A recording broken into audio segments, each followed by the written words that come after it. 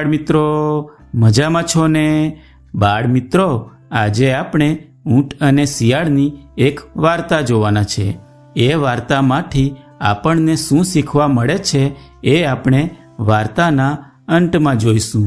તો ચાલો જોઈએ ઊંટ અને શિયાળ. રહેતા હતા. એમાં ઊંટ અને શિયાળ પણ રહેતા હતા. એ બંને તો ભાઈબંધ હતા. જ્યાં ઊંટભાઈ જાય ત્યાં શિયાળભાઈ જાય, અને જ્યાં શિયાળભાઈ જાય ત્યાં સાથે સાથે ઊંટભાઈ જાય. એકવાર શિયાળને તો મીઠી મીઠી શેરડી ખાવાની ઈચ્છા થઈ. તેથી તેણે ઊંટભાઈને કહ્યું, ઊંટભાઈ, મને મીઠી મીઠી શેરડી ખાવાની ખૂબ ઈચ્છા થઈ છે. શેરડી તો મારે પણ ખાવી હતી, પણ શેરડી તો આ જંગલમાં ક્યાંય નથી. શેરડી ખાવા માટે તો આપણે જંગલના છેવાડે આવેલી નદીને પેલે પાર આવેલા ગામના ખેતરમાં જવું પડશે. ઊંટભાઈએ કહ્યું. શિયાળભાઈ કહે, વાંધો નહીં, ચાલો ને આપણે ત્યાં જઈએ. સારું, તો ચાલો જઈએ. ઊંટભાઈએ કહ્યું. અને પછી બંને મિત્રો શેરડીના ખેતર સુધી પહોંચવા માટે નીકળી પડ્યા. ઘણો બધો સમય ચાલ્યા પછી એ બંને મિત્રો તો જંગલના છેવાડે પહોંચી ગયા.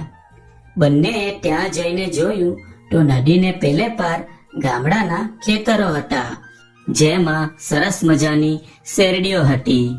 શિયાળભાઈને તો શેરડીઓ જોઈને મોંમાં પાણી આવી ગયું.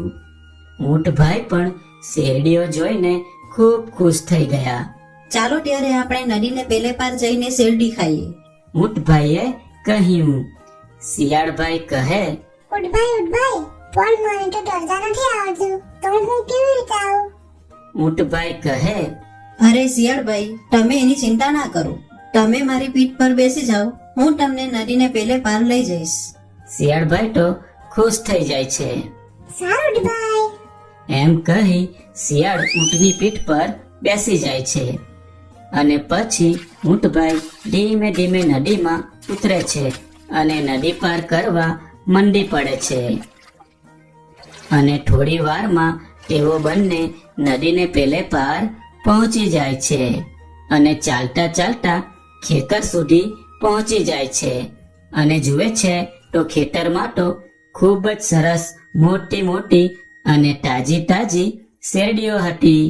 શિયાળ કહે, ચાલો ઊંટભાઈ, ખેતરમાં જઈને શેરડી ખાઈ લઈએ.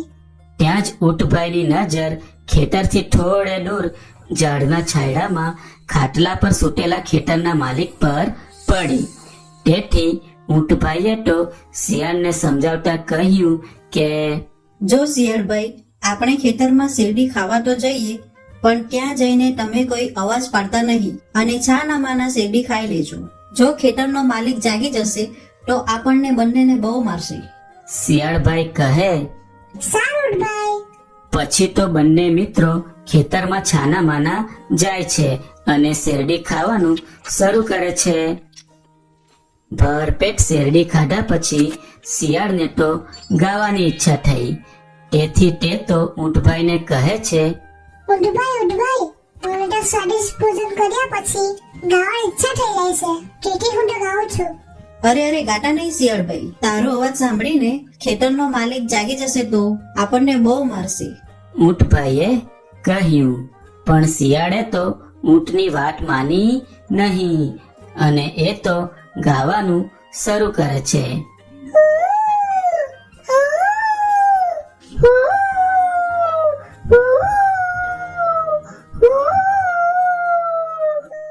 શિયાળનો અવાજ સાંભળીને ખેતરનો માલિક જાગી જાય છે અને મોટો દંડો હાથમાં લઈ લે છે.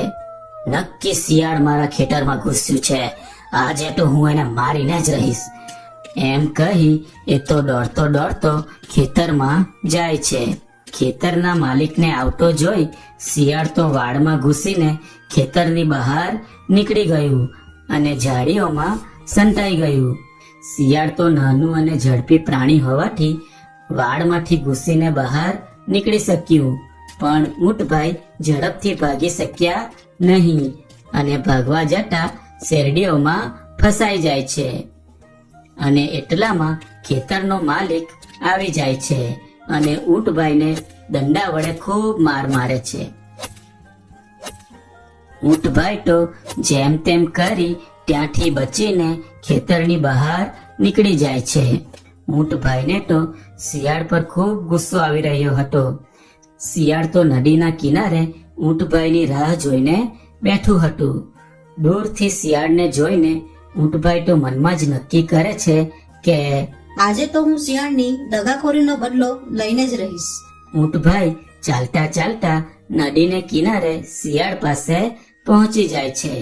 શિયાળ કહે, ઊંટભાઈ મને માફ કરજો, મને ખબર જ ના હતી કે ખેતરનો માલિક આવી જશે. ચાલો ફરી પાછા આપણે જંગલમાં જતા રહીએ. ઊંટભાઈ તો કાંઈ બોલ્યા નહીં અને છાનો માનો નીચે નમે છે અને શિયાળ એના પીઠ પર ચડીને બેસી જાય છે. ઊંટભાઈ તો છાનો માનો નદીમાં ઉતરે છે અને નદીમાં ધીમે ધીમે જવા માંડે છે. નદીના વચ્ચે પહોંચીને ઊંટભાઈએ શિયાળને કહ્યું, શિયાળભાઈ મને તો નદીમાં આડોટવાની ઈચ્છા થઈ છે. અરે ના ઊંટભાઈ, એવું ના કરતા, હું પડી જઈશ નદીમાં. શિયાળ બોલ્યું, પણ મને તો સ્વાદિષ્ટ અને ભરપેટ ભોજન કર્યા પછી આડોટવાની ઈચ્છા થઈ જ જાય છે. ઊંટભાઈએ કહ્યું અને પછી ઊંટભાઈ તો પાણીમાં આડોતવા માંડે છે. અરે ઊંટભાઈ, એવું ના કરો. પણ ઊંટભાઈ તો પાણીમાં જોર જોરથી આડોતવા માંડે છે અને શિયાળ તો ઊંટની પીઠ પરથી સરકી જાય છે અને નદીના પાણીમાં પડે છે. બચાવ. કરતું કરતું પાણીના વહેણમાં દુખતું તણાઈ જાય છે અને પછી ઊંટભાઈ તો ધીમે ધીમે નદી પાર કરી પોતાના જંગલમાં ફરી જતો રહે છે. તો બાળ મિત્રો, મજા આવીને વાર્તા જોવામાં? બાળ મિત્રો, આ વાર્તા દ્વારા આપણે એ શીખવું જોઈએ કે જેવા કામો કરીએ તેવા ફળો આપણને મળે છે. આપણે વાર્તામાં જોયું કે શેરડીના ખેતરમાં ઊંટભાઈના સમજાવ્યા છતાં શિયાળ માન્યું નહીં.